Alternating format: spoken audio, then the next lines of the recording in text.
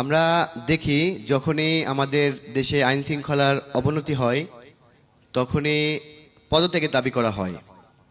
আমরা দেখলাম হাদি হত্যার পরে বাংলাদেশের বিভিন্ন জায়গাতে বিভিন্ন সংগঠন এই ঘটনাকে কেন্দ্র করে স্বরাষ্ট্র উপদেষ্টার পদত্যাগ দাবি করতেছে। আপনি কি মনে করেন যে স্বরাষ্ট্র উপদেষ্টা পদত্যাগ করলেই আইন শৃঙ্খলার উন্নতি হবে? হবে না, আমি মনে করি তা হবে না। এখানে যাকেই দেন থাকবে না, থাকতে পারবে না, নিয়ন্ত্রণ করতে পারবে না, কারণ সিস্টেমটাই ভেঙে পড়েছে।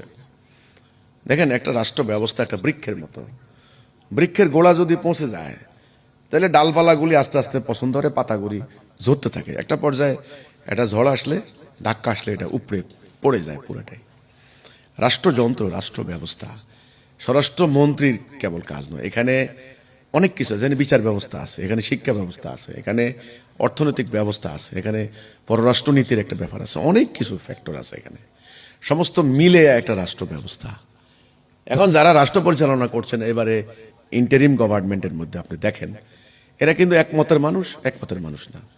এই সরকারকে বলা হয় এনজিও সরকার, এনজিও গ্রাম বলা। বিভিন্ন এনজিওর কর্মকর্তাদেরকে এনে ওনারা শিক্ষাবিদ, স্ব ক্ষেত্রে ওনারা খুব প্রাজ্ঞ বিজ্ঞ ব্যক্তি, ঠিক আছে, কিন্তু রাষ্ট্র পরিচালনার ক্ষেত্রে অভিজ্ঞতা নাই, রাজনৈতিক ক্ষেত্রে তাদের কোনো অভিজ্ঞতাই নাই। এদেরকে নিয়ে একটা বডি হয়েছে, একটা সরকার হয়েছে, তাও তাদের কোনো আইনি ভিত্তি নিয়ে এখনো প্রশ্ন তুলছেন। তো এই সরকারে যারা আছেন তাদের কোনো ইন্টারনাল যে একটা কোঅপারেশন, একটা আনুগত্য, একক আনুগত্য, সেটাও নাই।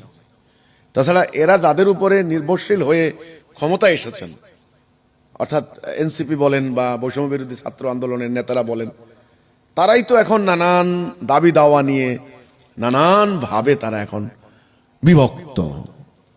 এই জন্যে আমার কথা হচ্ছে এই যে স্বরাষ্ট্রমন্ত্রীরা কেবল পদত্যাগ করলেই যে পরিস্থিতি শান্ত হয়ে যাবে সেটা আমি মনে করি না। আমি মনে করি পুরো ব্যবস্থাটাকে পরিবর্তন করতে হবে। এখানে সেনাবাহিনীর সামরিক নীতিটা খুব গুরুত্বপূর্ণ, এখানে আমলাতান্ত্রিক সিস্টেমটা গুরুত্বপূর্ণ, এখানে রাজনৈতিক কাঠামো, রাজনৈতিক দলগুলি নানান ভাগে বিভক্ত, কে ক্ষমতায় যাবে কে ক্ষমতা থাকবে। রাজনৈতিক দলগুলি ইস্যু ভিত্তিক আন্দোলন করে, নতুন নতুন ইস্যু সৃষ্টি করে, ইস্যু আসমানে দিয়ে উড়ে যায়, ইস্যু ধরে।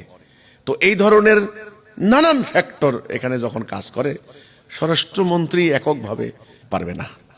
স্বরাষ্ট্রমন্ত্রী এখন যিনি, উনি হলেন মিলিটারি ম্যান, সামরিক বাহিনীর লোক। সামরিক বাহিনীতে সিভিলিয়ানের মতো না, অনেক কঠোর নিয়ম শৃঙ্খলা শেখানো হয়।